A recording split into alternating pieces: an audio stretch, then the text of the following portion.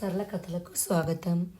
ఈరోజు మనం సరళ కథలలో 2 షార్ట్ స్టోరీస్ తెలుసుకుందాము.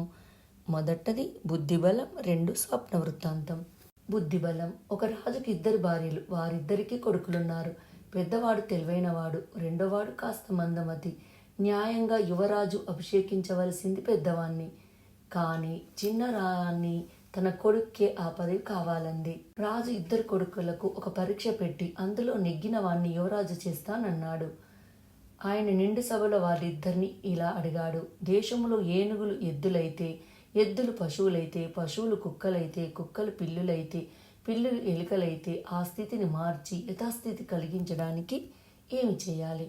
చిన్నవాడు చప్పున మంత్రిగాన్ని పిలిపించి మంత్రం వేయించాలి అన్నాడు. పెద్దవాడు కొంచెం ఆలోచించి గాదెలు నిండుగా ఉండేటట్లు చూడాలి, నదులు నీళ్లు వృధా పోకుండా చెయ్యాలి, చెరువులు ఊడిక తీయించాలి, జల సమృద్ధికి తగినవన్నీ చెయ్యాలి అన్నాడు.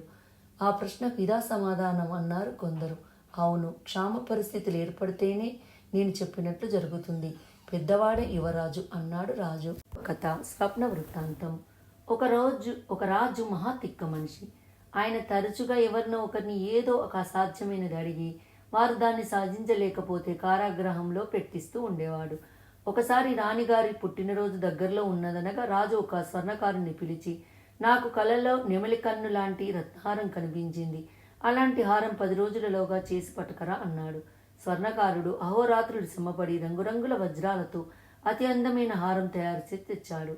రాజు దాన్ని చూసి, నేను కలలో చూసిన హారం ఇలా లేనే లేదు అని స్వర్ణకారుణ్ణి కారాగృహంలో పంపేశాడు. తర్వాత స్వర్ణకారుని కొడుకు 13 ఏళ్లవాడు రాజును చూసి తాను ఆ రత్నాల హారం చెయ్యగలనని హామీ ఇచ్చి బంగారము రత్నాలు కొనడానికి సొమ్ము తీసుకొని పలానా రోజుకు ఇస్తానని చెప్పి వెళ్ళాడు. అయితే వాడు తాను పెట్టిన గడువు నాడు రాక మర్నాడు వచ్చి నాకు బహుమానం ఇప్పించండి అని రాజును అడిగాడు. హారం ఎక్కడా అని రాజు అడిగాడు. నిన్న నాకు తమరు కలలో కనిపించి హారం పుచ్చుకొని ఎంతోగానో మెచ్చుకున్నారు కదా అన్నాడు స్వర్ణకారుడి కొడుకు. రాజు తన తప్పు తెలుసుకుని స్వర్ణకారుణ్ణి చెరవిడిపించాడు.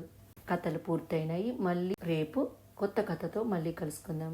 ఈ కథ మీకు నచ్చినట్టయితే లైక్ చేయండి, కామెంట్ చేయండి, సబ్స్క్రైబ్ చేయండి. నోటిఫికేషన్ కోసం ఐకాన్ క్లిక్ చేయండి. Thank you.